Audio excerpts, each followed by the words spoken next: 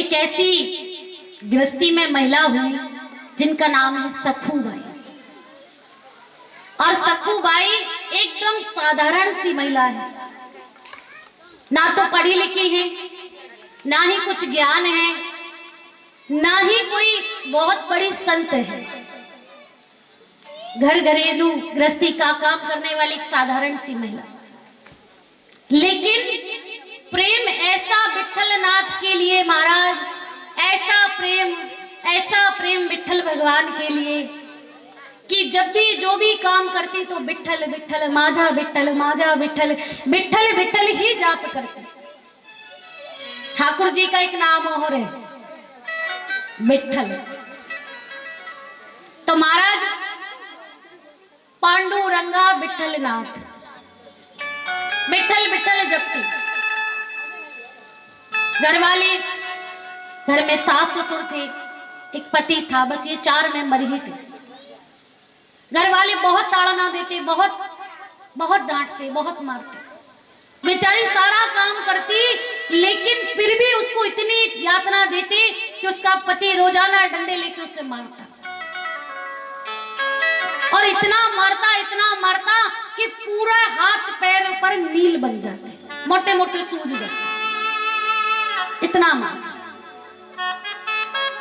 और सास तो ऐसी महाराज कि जब वो रात में सबका भोजन झूठन जो बचती थी उसको लेकर भोजन करने बैठती, तो सासू माँ कम से कम 1 घंटे गालियां से सुना। ये समझो कि उसका खाना ही हजम नहीं होता जब तक गालियां नहीं सुनानी। ये समझो कि जैसे माता अपने बालक को लोरी सुनाती है ना, ऐसे वो गालियां सुनाती सखूबाई। और देखो उसकी धैर्य, यहाँ पे तुम्हें धैर्यता देखनी है, अनन्यता देखनी है कि कैसी धैर्यता।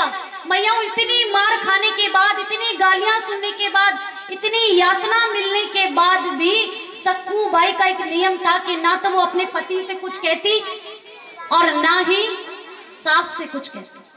कभी ये नहीं कहती कि आप ये गालियां मुझे क्यों दे रही हैं। अपने पति से कभी ये नहीं कहती कि आप मुझे क्यों मार रहे हैं। कड़हरा गांव में रहती थी महाराज, और वहीं पर एक कृष्णा नाम की नदी बहती थी। सखूबाई रोजाना उस नदी पर जल भरने आती। तो रोजाना की तरह एक दिन जल भरने पहुंची, और जब जल भरने पहुंची तो क्या देखा कि जल भर के जैसे ही चली तो आज चैतन्य महाप्रभु और अनेक संतों की टोलियां महाराज विठ्ठलनाथ माझा विठ्ठल पांडुरंगा विठ्ठलनाथ पांडुरंगा विठ्ठलनाथ माझा विठ्ठला का जाप करते करते जा रहे थे। और आज जैसे ही सखू ने विठ्ठल विठ्ठल का संकीर्तन सुना तो सखू का मन ललचा गया। सखू ने अपनी वो जो तमेड़ी लेकर जाती थी उस कलश को वहीं रख दिया और विचार करने लगी कि आज तो मैं विठ्ठल भगवान के दर्शन करने को जाऊंगी। आज तो मैं पांडुरंगा के दर्शन करने इन संतों के साथ ही चली जाती हूँ। अगर घर गई और घर जाकर मैंने सासू माँ से कहा या अपने स्वामी से कहा कि मुझे भगवान का दर्शन करने जाना है, तो जाने नहीं देंगे। वहां पर विठ्ठलनाथ जी के लिए 15-15 दिन की यात्रा निकलती है। लगातार महाराष्ट्र के आसपास के जितने गांव हैं, दूर दूर के शहरों के लोग आकर उस यात्रा में सम्मिलित होते हैं। भगवान के धाम तक, विठ्ठलनाथ के मंदिर तक वो यात्रा जाती है। तो उसी दिन से वो यात्रा प्रारंभ हुई थी। और जब सखू ने देखा तो बड़ा मन ललचाया। कलश को वहीं छोड़कर, गगरी को छोड़कर सखू भी संतों के संग चल दी कि मैं भी आज विठ्ठलनाथ का दर्शन करूंगी।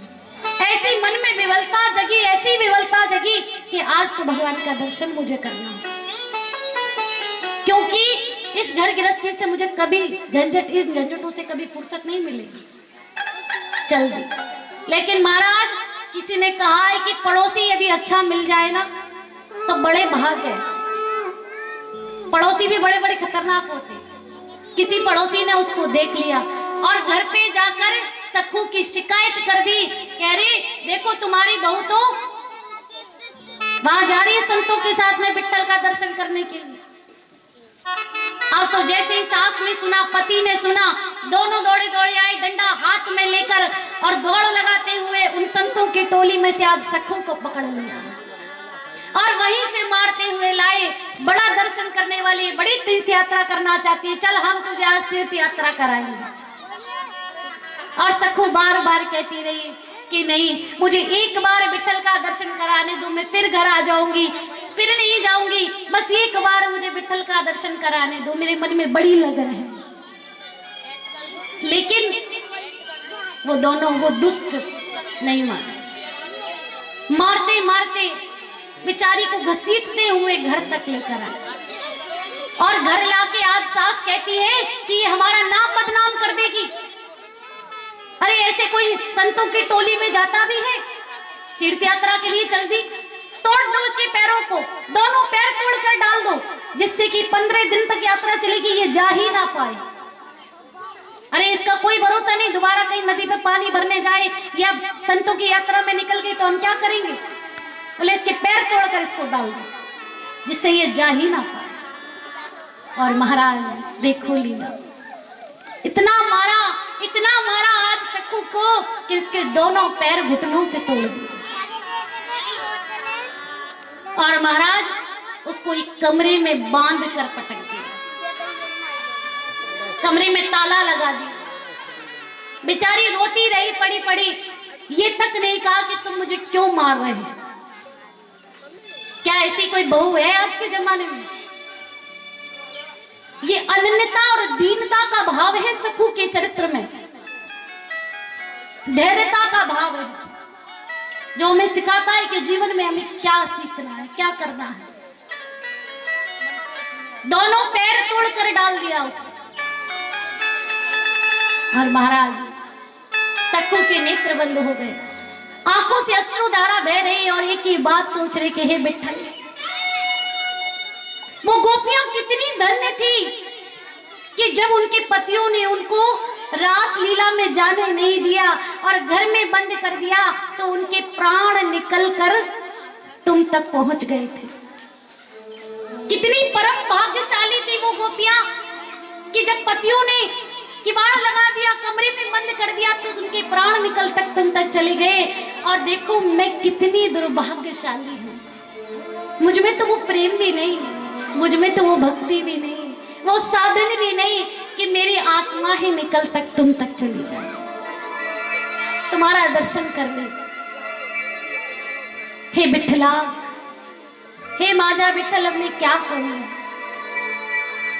महाराज और विठलनाथ जिनके लिए इतनी लंबी शोभा यात्रा आ रही थी, दूर दूर से संत आ रहे थे, आज विठल भगवान चैन से बैठ नहीं रहे हैं। रुक्मणी जी के साथ कभी खड़े हो जाते हैं, सिंहासन पर कभी बैठ जाते हैं। रुक्मणी कहती है प्रभु क्या हुआ, क्या बात है, आज घबराहट में कैसे हो?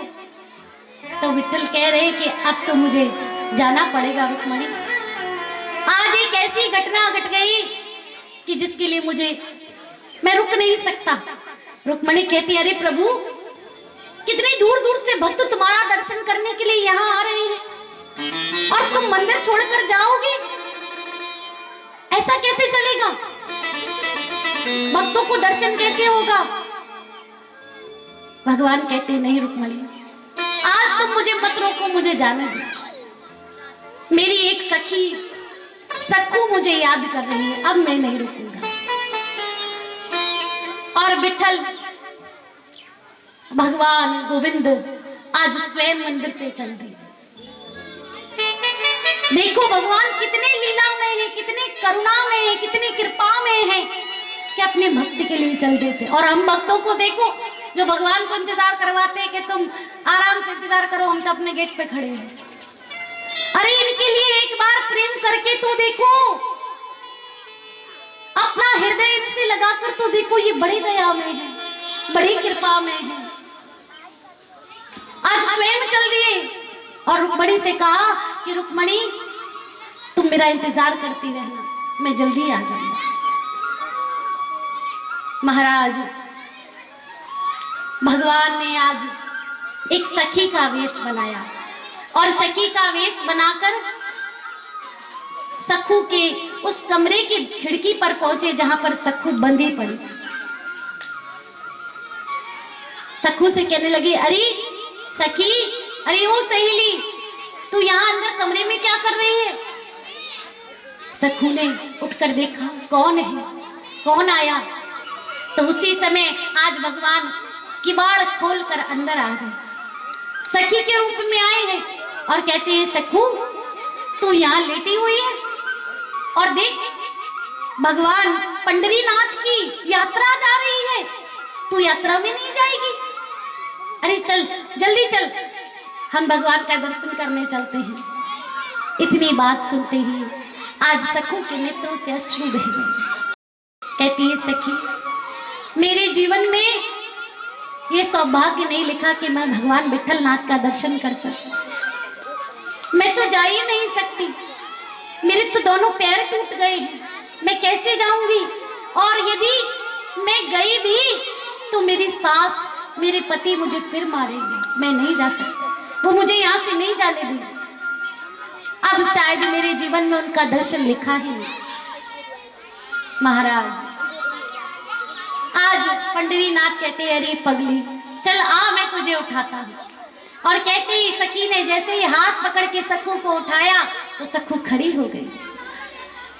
सखी कहती, अरे देख तो सही, तेरे तो पैर सही है। तू कहती है, मेरे पैर टूट गए।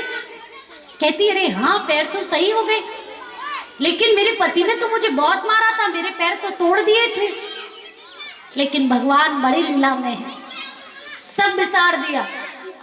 कहने लगे, अच्छा देख मैं तेरी सखी हूं ना, और आज मैं तुझसे कहती हूँ कि तू भगवान का दर्शन करने जा और तेरी जगह मैं यहाँ बंधी रहूंगी, तेरी जगह मैं यहाँ बंधी रहूंगी। तू जाकर विठलनाथ का दर्शन करके जल्दी लौट आना। सखी कहने लगी, सखू कहती है कि तुम बंधी रहोगी? अरे मेरी सास बहुत गालियां देती है, मेरा पति बहुत मारता है, तुम कैसे रह पाओगी? बोली नहीं, तू जल्दी से आ जाना दर्शन करके, फिर मैं चली जाऊंगी। भगवान ने आज सखू को सब पट्टी पड़ा दी कि तू जाके दर्शन करिया, और किवाड़ खोलकर आज सखू को भेज दिया। उस संकीर्तन यात्रा में जैसे ही सखू उस बंधन से मुक्त हुई तो ऐसी दौड़ी है, ऐसी भागी है, माजा विठल करती हुई महाराज, कि आज उसके कदमों को कोई रोक नहीं सकता। और इधर स्वयं ठाकुर जी सखू का रूप बना लिए, जो सखू को तो मुक्त कर दिया, लेकिन स्वयं ने सखू का रूप बनाकर वहीं अपना पैर बांधकर सखू की जगह लेट गए। अब तो महाराज जैसे ही शाम हुई, पति आया डंडा लेकर, 2-4 डंडे जोर जोर से मारे, वो तो सखू ही समझ रहा था। और इधर भगवान अपने भक्त के लिए मार भी खाते हैं, जोर जोर से डंडे मारे, पीठ में पैर में मारा, भगवान कुछ नहीं बोले। फिर सासू माँ आई, खूब गालियां सुनाई, भगवान कुछ नहीं बोले। और इधर सखू भागी जा रही है, भागी जा रही है, जय विठला माजा विठला, जय विठला करती हुई भगवान के दर्शनों को ली। और इधर भगवान बंधे पड़े। देखो महाराज, सखू जब गई तो उनके गांव से बहुत दूर थे विठलनाथ, तो जाने में ही उसको 3 दिन लग गए। और इधर भगवान 3 दिन तक सखू बन के वहीं पड़े रहे। और जब सखू वहां पहुंची तो एक दिन सखू के पति को थोड़ी दया आई,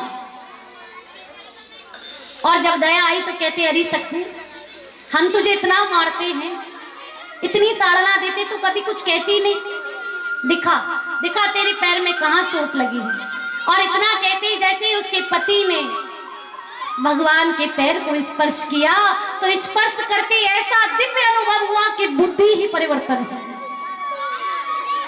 जो बुद्धि दैत्य बुद्धि थी, राक्षसी बुद्धि थी, वो बुद्धि परिवर्तन हो गई। और उसी क्षण भगवान के पैर खोलकर अपनी पत्नी समझकर, सखू समझकर कहते, चलो मैं माँ से बात कर लूंगा और अब तुम्हें कोई नहीं मारेगा, आ जाओ, चलो आज तुम भोजन बना लो। सखू भोजन बनाती है, भगवान स्वयं सखू के रूप में भोजन बना रहे हैं। और जब भोजन बनाया, ने ससुर ने भोजन किया तो जब भी भोजन करते थे सखू को कम से कम 101 गालियां सुनाते थे। लेकिन आज जैसे ही भगवान के हाथ का महाप्रसाद पाया तो सबकी बुद्धि परिवर्तन हो गई और कह रहे अरे वाह, आज तो बहू तूने खाना बहुत अच्छा बनाया, आज तो खाने में बड़ा स्वाद है, तूने क्या अमृत मिला दिया, आज तो बड़ा बढ़िया खाना बनाया। बुद्धि परिवर्तन करता। और महाराज जब सखू भगवान विठल नाथ के मंदिर में पहुंचे और विठल का दर्शन किया और जब नैन से नैन मिले प्रभु का दर्शन करके ऐसी विवल हुई कि भक्त को जब भगवान का दर्शन होता है तो उसके अंदर अष्ट विकार होते हैं, अष्ट भाव उत्पन्न होते हैं। सर्वप्रथम उसके नेत्रों से अश्रुधारा बहने लगी, फिर शरीर कांपने लगा, फिर कभी कभी मूर्छा को प्राप्त होने लगी, कभी रोमांचित होने लगी, कभी कंठ अवरुद्ध हो गया, कभी वाणी गड़बड़ाने लगी, प्रभु से कहना चाहती है लेकिन कुछ कह नहीं पा रही। सब लोग खड़े खड़े वहां देख रहे हैं कि ये कैसी अजब महिला आई है, इसको कैसे कैसे विकार, कैसे कैसे भाव उत्पन्न हो रहे हैं भगवान का दर्शन करके, और सखू में ऐसे ऐसे भाव उत्पन्न हो रहे हैं महाराज। अंतिम भाव जो कि भक्त की मृत्यु है। जैसे ही मूर्छा को प्राप्त हुई तो घंटों के लिए मूर्छा में चली गई और मूर्छा से जब छूटी तो प्रभु के चरणों में सिर रखकर वही सखू ने अपने शरीर को छोड़ दिया। लोगों ने देखा चारों ओर जय विठला जय विठला जय विठला जय विठला की जय जयकार होने लगी। अरे बड़ी भाग्यशाली है ये महिला, देखो तो सही, विठल भगवान के सामने इसने अपने प्राण खो दिए, भगवान विठल नाथ के आगे, पंडरी नाथ के आगे इसने अपने शरीर को छोड़ा है। जय विठला, ये तो बड़ी सौभाग्यशाली है। चारों ओर मंदिर में जय जयकार होने लगी। और महाराज वही उस संतों की यात्रा में एक पंडित जी सखू के गांव के पास के आए थे, जो कि सखू को जानते थे कि ये फलाने की बहू है। उन्होंने देखा कि भाई ये तो उनकी बहू है और ये तो इसका तो प्राणांत हो गया। उन्होंने सोचा अब क्या करें। सब संतों ने मिलकर जब भी किसी भक्त का धाम में शरीर छूटता है, मान लो हम वृंदावन गए, काशी गए या पंढरपुर गए, कहीं भी जब हमारा धाम में शरीर छूटता है तो उसको धाम में ही दाग दे दिया जाता है, वही उसके शरीर की अंतिम क्रियाकर्म कर दिया जाता है। लोगों ने कहा इसके तो बड़े सौभाग्य हैं, शरीर यहाँ धाम में छूटा है तो बोले इसकी अंतिम क्रिया भी यही करेंगे।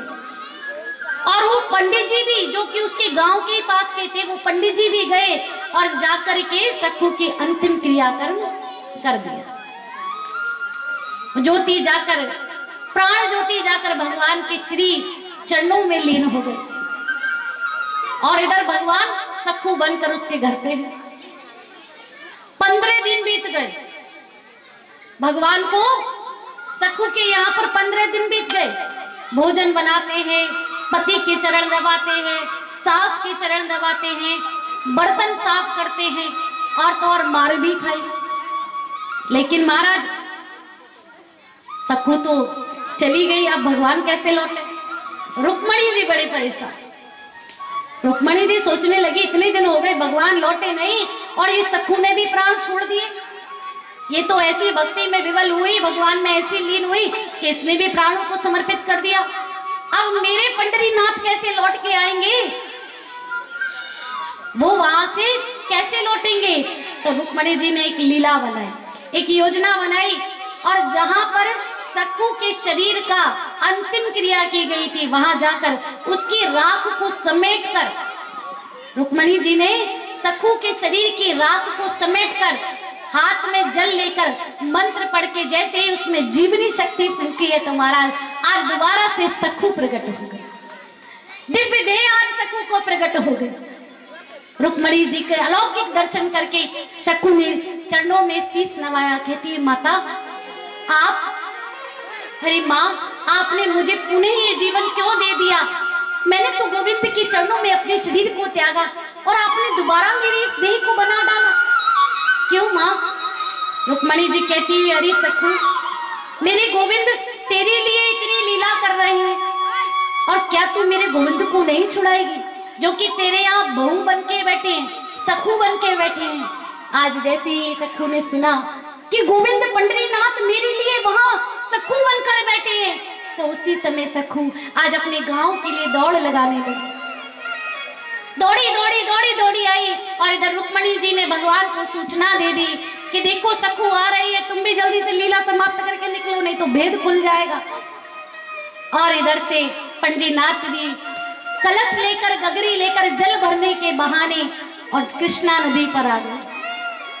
और जैसे ही सखू वहां मिली तो भगवान फिर से सखी का रूप बनाने लगे, और जैसे ही सखी का रूप बनाया तो आज सखू ने चरण पकड़ लिए, कहने लगी, नाथ अब नहीं, अब और लीला नहीं, मैं तुम्हारी सब लीला जानती हूँ कि तुम मुझे बचाने के लिए यहाँ मेरे घर रहे, तुमने बर्तन साफ किए, मेरे पति की गालियां खाई, मार खाई।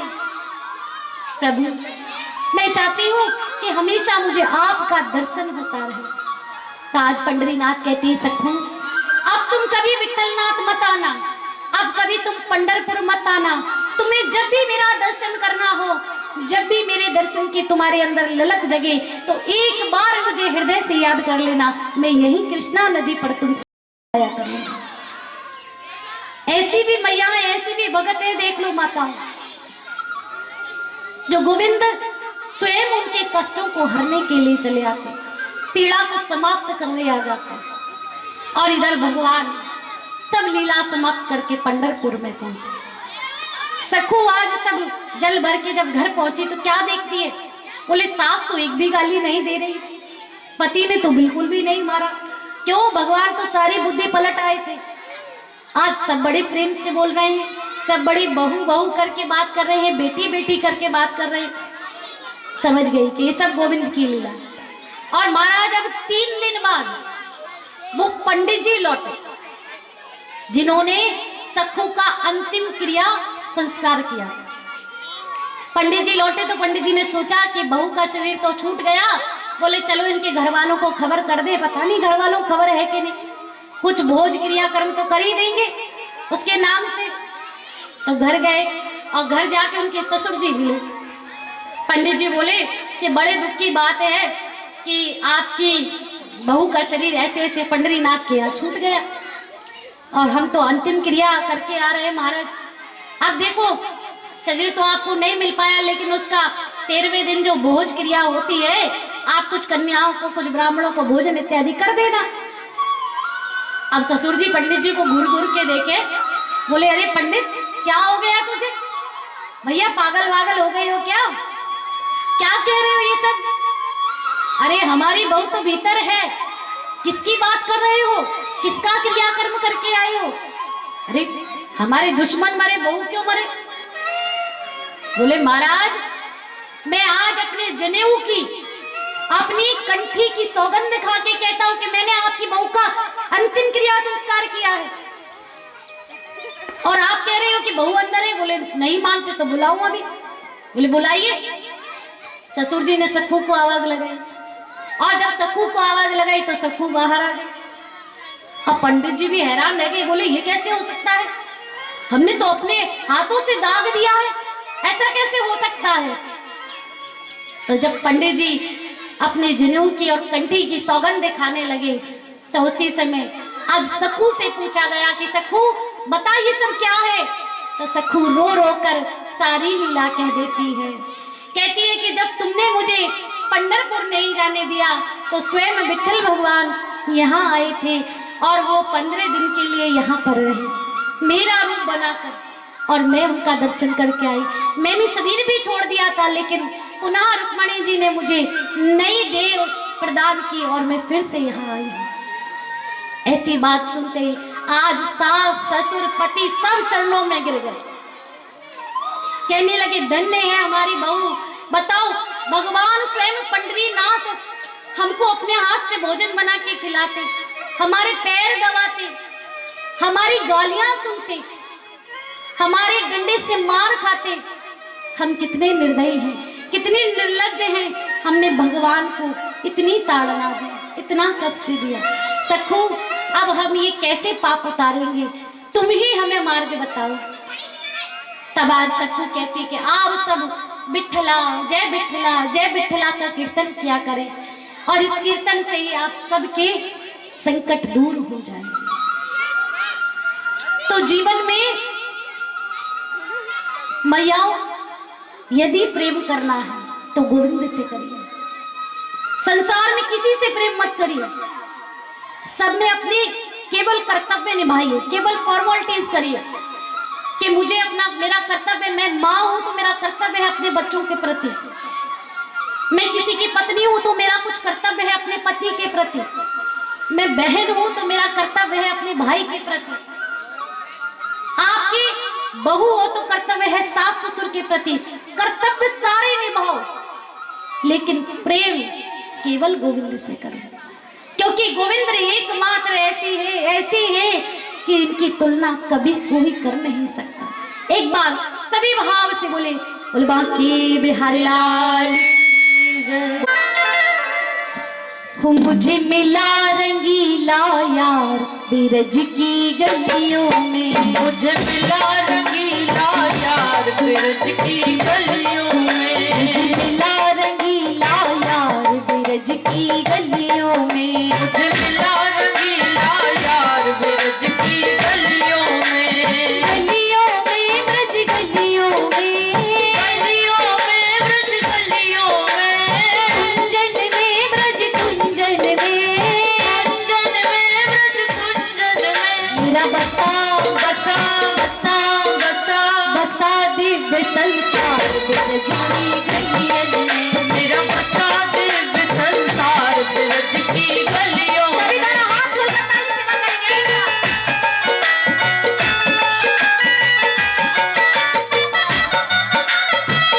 दोनों हाथ उठा के एक साथ।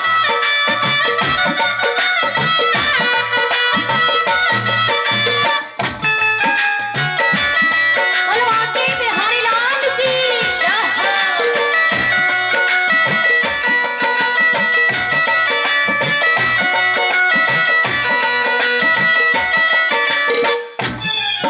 और गोपी कहती है कि जब कन्हैया हमें ब्रज की गलियों में मिले तो क्या कहते हैं,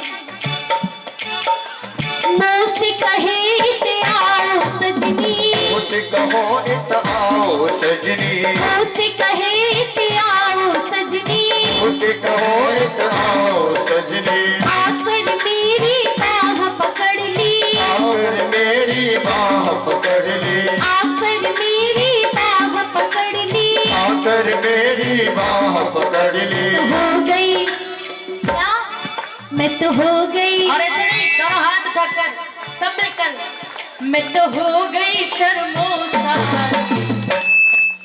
इतनी कंजूसी करके कहाँ जाओगे महाराज? सब मिलकर, इधर से भाइयों से भी प्रार्थना, सब मिलकर कह दो मैं तो हो गई। अरे उठा दो हाथ।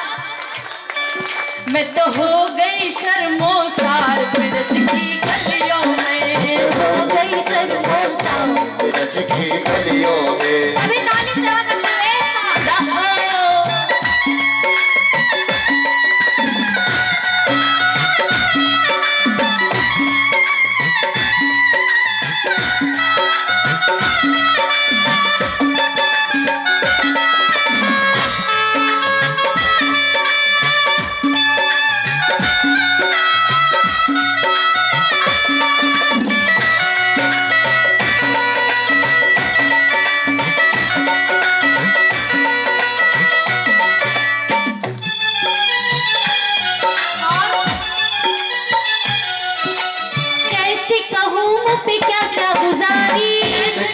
मुझे क्या गुजारी, ऐसे कहो मत क्या क्या गुजारी, ऐसे कहो मुझे क्या क्या गुजारी। श्याम सुंदर की हो गई भवरी, श्याम सुंदर की हो गई भवरी, श्याम सुंदर की हो गई भवरी, श्याम सुंदर की हो गई भवरी। कब से मेरे नैना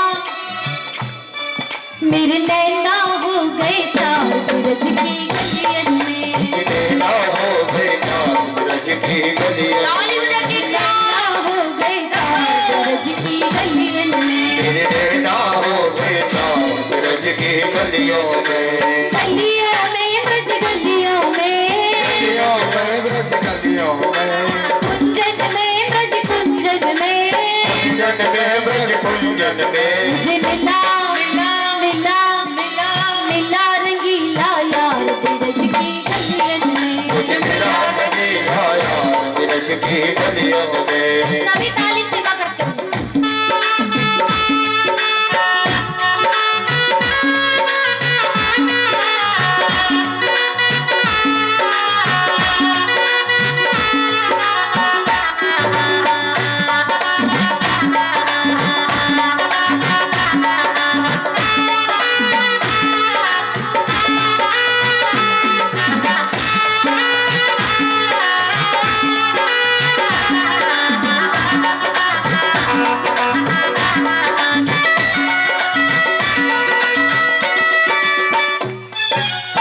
देखो, हम सबके जीवन में गम की कोई कमी नहीं है। सबके जीवन में गम की कोई कमी नहीं, लेकिन भगवान के दरबार में बैठकर भी, गोविंद की शरण में बैठकर भी हम गम की दुकान ना बने। हंसते हुए, मुस्कुराते हुए, आनंद लेते हुए गाए। मोहन ऐसी बंसी बजाई, मोहन ऐसी बंसी बजाई, मोहन ऐसी बंसी बजाई, मोहन ऐसी बंसी बजाई। सबने अपनी सुध बिसराई, सबने अपनी सुध बिसराई, सबने अपनी सुध बिसराई। सबने अपनी सुध बिसराई। ये क्या हुआ? जब गोविंद बंसी बजाते हैं तो क्या होता है? हाथ उठाओ पहले, सब मिलकर उठाओ एक साथ। ऐसे कहना नहीं पड़ता चिकलौन में हाथ उठाने के लिए, सब पहले ही जानते हैं। फिर नाचे उठा संसार ब्रज की गलियन में, फिर नाचो उठा संसार ब्रज की गलियों में, नाचे उठा संसार ब्रज की गलियन में, फिर नाचो उठा संसार ब्रज की गलियों में।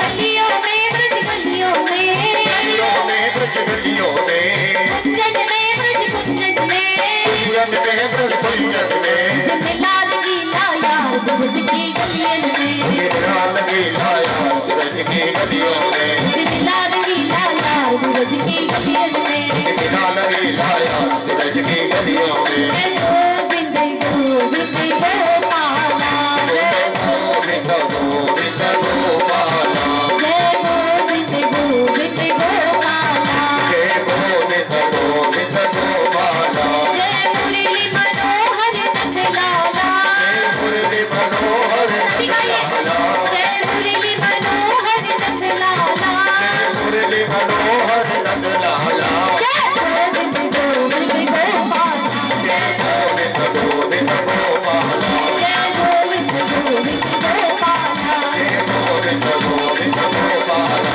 जय मुरली मनोहर नंद लाला, मुरली मनोहर नंद लाला, मेरा मुरली मनोहर नंद लाला, मुरली मनोहर नंद लाला, जय गोविंद गोविंद गोपाला, जय गोविंद गोविंद गोपाला, जय गोविंद गोविंद गोपाला, जय गोविंद गोविंद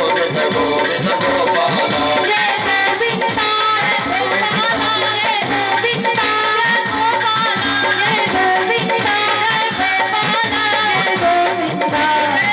गोपाला, जय गोविंद गोपाला, जय गोविंद गोविंद गोपाला, जय गोविंद गोविंद गोपाला, जय गोविंद गोविंद गोपाला, जय गोविंद गोविंद गोपाला। मेरा मुरली मनोहर नंद लाला, मुरली मनोहर नंद लाला। ऐसे नहीं दोनों हाथ उठाकर सभी एक साथ गाइए। मेरा मुरली मनोहर नंद लाला, मेरा मुरली मनोहर नंद लाला, मुरली मनोहर नंद लाला, मुरली मनोहर नंद लाला। जय गोविंद गोविंद गोपाला, जय गोविंद गोविंद गोपाला, जय गोविंद गोविंद गोपाला, जय गोविंद गोविंद गोपाला, जय गोविंद गोविंद गोपाला। बोली बांके बिहारी लाल की जय। सच्चिदानंद रूपाय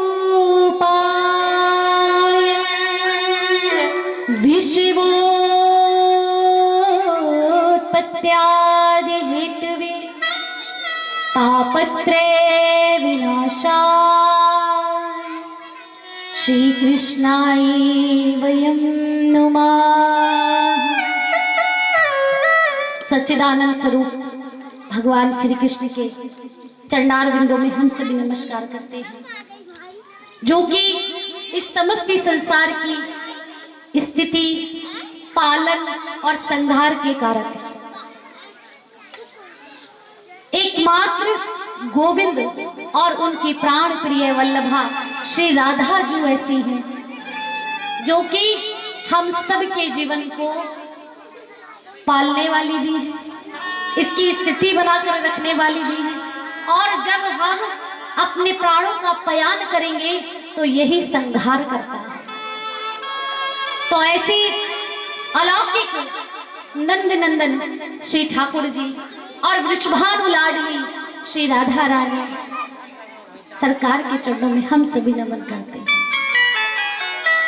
यम प्रवदन्तमनुपेतमपेति कृत्यं द्वैपायनो बृहकातरया जुहाव पुत्रीति तन्मयतया तर्वोऽभिनेदुस्तं तं सर्वभूतहृदयं मुनिमानतोऽस्मि। यं प्रव्रजेन्तमनुपेतमपेति कृत्यं द्वैपायनो बृहकातरया जुहाव पुत्रीति तन्मयतया तर्वोऽभिनेदुस्तं सर्वभूतहृदयं मुनिमानतोऽस्मि। श्री सुखदेव जी महाराज, जो कि श्रीमद् भागवत कथा के आचार्य हैं, परम वैरागी, जन्म लेते ही सब घर बार सब छोड़कर वैराग्य लेकर संन्यास लेकर भगवान के भजन की ओर चलने वाले ऐसे श्री सुखदेव मुनि के चरणों में भी हम सभी प्रणाम करते हैं। महर्षि वेदव्यास जी, जो कि श्रीमद् भागवत कथा की रचयिता है, 18 पुराण, 4 वेद, 6 शास्त्रों के रचयिता है, उनके भी श्री चरणों में हम सभी का नमन वंदन। आपको पता है, श्रीमद् भागवत कथा जिस दिन श्रीमद् भागवत कथा का ध्वजारोहण किया जाता है, ध्वजारोहण जैसे यहाँ तो ध्वजारोहण किया जाता है और हमारे यूपी में कथा का नारियल दिया जाता है, संकल्प। तो जिस समय संकल्प होता है और जिस समय ध्वजारोहण होता है, उसी समय से 33 कोटि देवता कथा के लिए आमंत्रित हो जाते हैं। जितनी नदियां हैं, पर्वत है, समुद्र है, गंधर्व है, देव देवियां हैं, ये सब कथा के लिए आमंत्रित हो जाते हैं। और जिस दिन ये शोभा यात्रा निकाली जाती है, उस दिन वो सब के सब देवतागण उस शोभा यात्रा में जाते हैं। और आप सोचो कि जिस गांव में, जिस शहर में, जिस नगर में ये शोभा यात्रा निकली हो, ठाकुर जी तो सामने चल ही रहे हैं। बोले श्रीमद् भागवत क्या है? वो ठाकुर जी का वांग्मय स्वरूप है। क्या है? शब्द में स्वरूप है। आपको पता है, हमारे संत जितने भी हुए, जैसे उद्धव जी भी बहुत बड़े संत हैं, विदुर जी भी बहुत बड़े संत हैं। देखिए, जिस समय भगवान अपनी सारी लीला समाप्त करके धराधाम को पधार रहे थे, उस समय उद्धव जी भगवान से कहते हैं, भगवान के परम लाडले सखा, परम ज्ञानी बृहस्पति जी के शिष्य उद्धव जी कहते हैं कि प्रभु, अर्जुन की बाणों में कोई शक्ति नहीं, अर्जुन के धनुष में पावर नहीं थी। बोले उसकी शक्ति तो तुम थे। भीम ने जो बड़े बड़े योद्धाओं को मारा, उसका बल कौन था? बोले उसका बल तुम थे। पितामह भीष्म ने इतनी बड़ी बड़ी प्रतिज्ञा ले डाली, अखंड प्रतिज्ञा। उस प्रतिज्ञा को लेने की जो शक्ति थी, जो संकल्प था, वो कौन हो? बोले वो तुम थे। जो ज्ञान है वो कौन है? वो तुम हो। विदुर जी में जो प्रेम है वो तुम हो। द्रौपदी में जो भाई का प्रेम है वो तुम हो। माता कुंती में जो वात्सल्य प्रेम है वो तुम हो। और यदि तुम ही इस धराधाम को छोड़कर चले जाओगे तो फिर इस कलयुग का कौन सहायक होगा? इस कलयुग को कौन संभालने वाला होगा? क्योंकि जिस समय भगवान गए अर्जुन निस्तेज हो गए थे, शक्तिहीन हो गए। जितने पांडव थे सबके मुख की कांतिहीन हो गए, चेहरे की चमक फीकी पड़ गई। और बाकी तो सब यादवों का तो वो पहले ही अपनी लीला से समाप्त करके ले ही जा रहे थे। बोले जब सबकी प्राण शक्ति, सबकी ज्ञान शक्ति, प्रेम शक्ति ही आप हो और जब आप ही इस धराधाम को छोड़कर चले जाओगे तो इस कलयुग में आने वाले आपके जो परम लाडले भक्त जन्म लेंगे उनका सहायक कौन होगा? उनको कौन सहारा देगा? उनको कौन सहायता देगा? राक्षस तो कलयुग में भी आएंगे, राक्षस और विकार तो कलयुग में भी आएंगे, जैसे द्वापर में आए, त्रेता में आए। लेकिन द्वापर और त्रेता में तो तुम थे। द्वापर में तुम कृष्ण रूप में और त्रेता में तुम राम रूप में थे। लेकिन इस कलयुग में क्या होगा? इस कलयुग का तो कुछ वर्णन करते जाओ। क्या कलयुग में तुम अपना कोई अस्तित्व नहीं छोड़ोगे? जिसके सहारे से आपके परम लाडले भक्त जो यहाँ जन्म लेंगे उनका जीवन कृतार्थ हो सके, उस नाव में बैठकर वो इस कलयुग जैसे महान सागर से पार हो सके, ऐसा कोई तिनका तो छोड़कर जाओ, ऐसी कोई नाव तो छोड़कर जाओ। तब भगवान उद्धव जी की बात समझ गए। देखो उद्धव जी वो तो पहले ही भगवान की कृपा पात्र थे। उद्धव जी पहले ही गोविंद की कृपा पात्र थे, उन्हें तो कोई आवश्यकता नहीं थी और उनका समय भी पूरा होता जा रहा था। वो भी अपने अपने धाम को गमन करते। लेकिन उन्होंने किनके लिए प्रश्न किया? किनके लिए भगवान से कहा?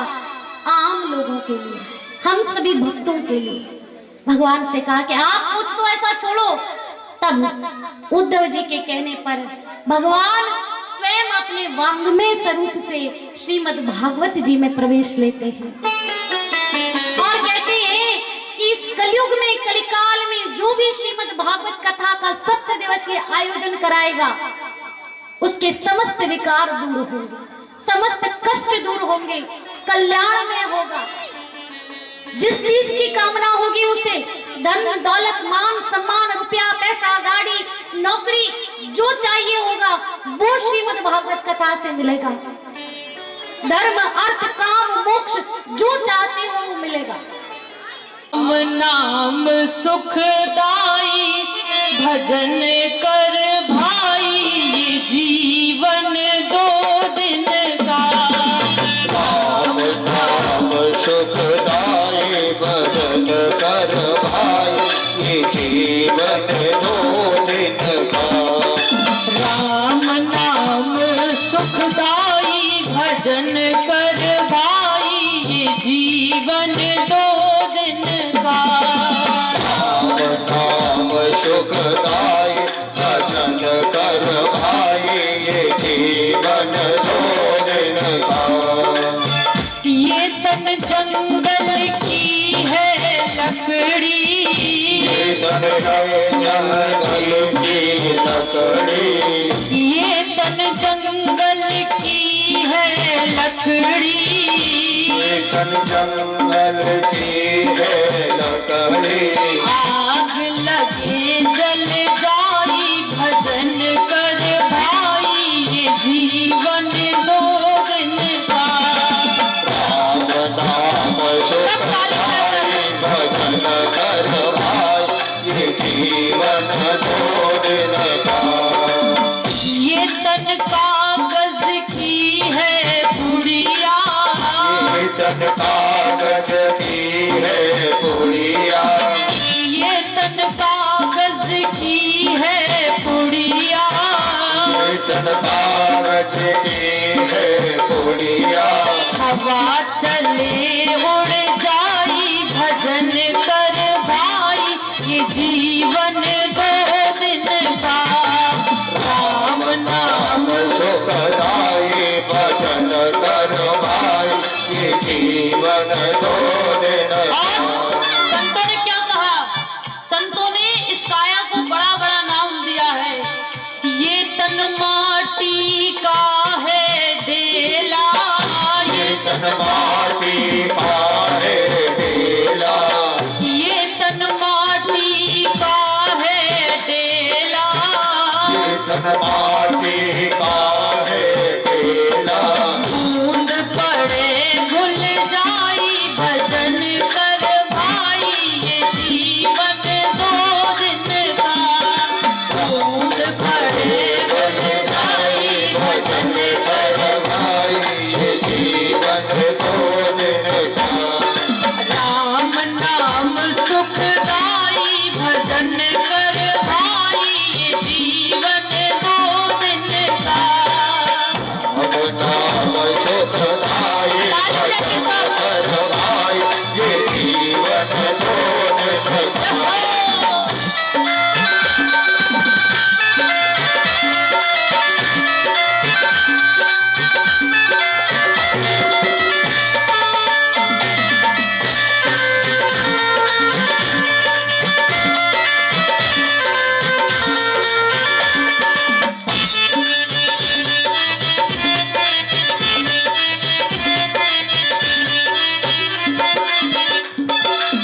ये तन है सपनों की माया, ये तन है सपनों की माया, ये तन सपनों की है माया। ये तन सपन